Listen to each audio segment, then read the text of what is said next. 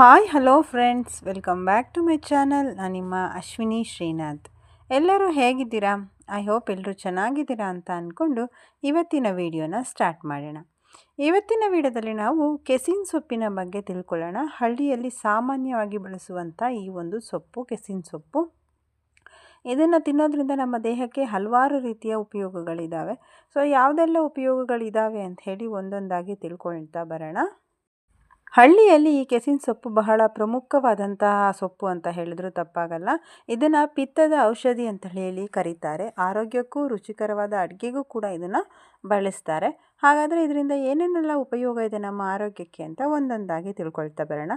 So ಲಿವರ್ಗೆ ಇದು ತುಂಬ ಒಳ್ಳೆಯದು. ಪಿತ್ತ, ಜಾಂಡೀಸ್ ಅಂತ ಸಮಯದಲ್ಲಿ ಇದನ್ನು ನಮಗೆ ತಿನ್ನೋದಕ್ಕೆ ಕೊಡ್ತಾರೆ. ಕೆಸಿನ್ ಸೊಪ್ಪಿನಲ್ಲಿ ಲಿವರ್ಗೆ ಹೆಲ್ಪ್ ಆಗುವಂಥ ಅಂಶಗಳಿರೋದ್ರಿಂದ ಲಿವರ್ ತುಂಬ ಆರೋಗ್ಯವಾಗಿರುತ್ತೆ. ಎರಡನೇದಾಗಿ ಜೀರ್ಣಕ್ರಿಯೆಯನ್ನು ಇದು ಸುಧಾರಣೆ ಮಾಡುತ್ತೆ. ಹೊಟ್ಟೆಯೊಬ್ಬರ ಜೀರ್ಣ ಅಂತ ಹೊಟ್ಟೆಯ ಸಮಸ್ಯೆಗಳಿಗೆ ಪರಿಹಾರ ಈ ಒಂದು ಕೆಸಿನ ಸೊಪ್ಪು.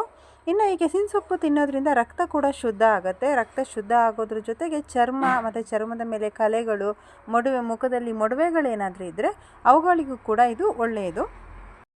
ಮೂತ್ರಕೋಶದ ಶುದ್ಧೀಕರಣದಲ್ಲಿ ಕೂಡ ಈ ಒಂದು ಸೊಪ್ಪು ಕೆಲಸವನ್ನು ಮಾಡುತ್ತೆ. ದೇಹದಲ್ಲಿರುವಂಥ ವಿಷಕಾರಿ ದ್ರವ್ಯಗಳನ್ನ ಹೊರಹಾಕೋದಕ್ಕೆ ಸಹಾಯವನ್ನು ಮಾಡುತ್ತೆ. ಇನ್ನು ನಮ್ಮ ದೇಹದಲ್ಲಿರುವಂಥ ಸಕ್ಕರೆ ಅಂಶವನ್ನು ಸಮತೋಲನದಲ್ಲಿಡೋದಕ್ಕೆ ಈ ಒಂದು ಸೊಪ್ಪು ಸಹಾಯ ಮಾಡುತ್ತೆ. ಮಧುಮೇಹ ರೋಗಿಗಳಿಗೆ ಇದು ಒಂದು ಒಳ್ಳೆಯ ಆಹಾರ ಅಂತ ಹೇಳ್ಬೋದು. ಇದನ್ನು ತಿನ್ನೋದ್ರಿಂದ ನಮ್ಮ ಶುಗರ್ ಲೆವೆಲ್ ಯಾವಾಗಲೂ ಕಂಟ್ರೋಲಲ್ಲಿ ಇರುತ್ತೆ.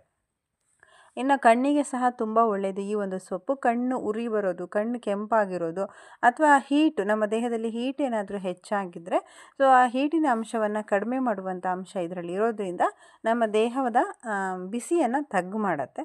ಸೊ ಅದಲ್ಲದೆ ಈ ಒಂದು ಸೊಪ್ಪನ್ನ ತಿನ್ನೋದ್ರಿಂದ ನಮಗೆ ನಮ್ಮ ದೇಹದಿಂದ ಯಥೇಚ್ಛವಾಗಿ ನೀರು ಹೊರ ಹೋಗುತ್ತೆ. ಸೊ ಆ ನೀರಿನ ಜೊತೆಗೆ ದೇಹದಲ್ಲಿರುವಂಥ ವಿಷಕಾರಿಗಳು ಕೂಡ ಹೊರಗಡೆ ಹೋಗುತ್ತೆ. ಮೂತ್ರಕೋಶ ಶುದ್ಧಿ ಆಗುತ್ತೆ.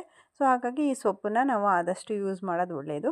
ಸೊ ಹಳ್ಳಿ ಸೈಡು ಇದನ್ನು ಜಾಸ್ತಿ ಯೂಸ್ ಮಾಡ್ತಾರೆ. ಸೊ ಈ ಒಂದು ಸೊಪ್ಪಿನಿಂದ ಯಾವುದೆಲ್ಲ ರೆಸಿಪಿಗಳು ಮಾಡ್ತಾರೆ ಅಂತಂದರೆ, ಪಲ್ಯ ಮಾಡ್ತಾರೆ, ಸಾರು ಮಾಡ್ತಾರೆ, ತಂಬುಳಿ ಮಾಡ್ತಾರೆ, ಸೊ ಕೆಸಿನ ಸೊಪ್ಪಿನ ಬಜ್ಜಿ ಮಾಡ್ತಾರೆ, ಬೇಳೆ ಜೊತೆಗೆ ಸೇರಿಸಿ ಬೇಳೆಯ ಪಲ್ಯವನ್ನು ಮಾಡ್ತಾರೆ, ಕೆಲವೊಬ್ಬೊಬ್ಬರು ಕಷಾಯವನ್ನು ಮಾಡಿ ಕೂಡ ಕುಡಿತಾರೆ.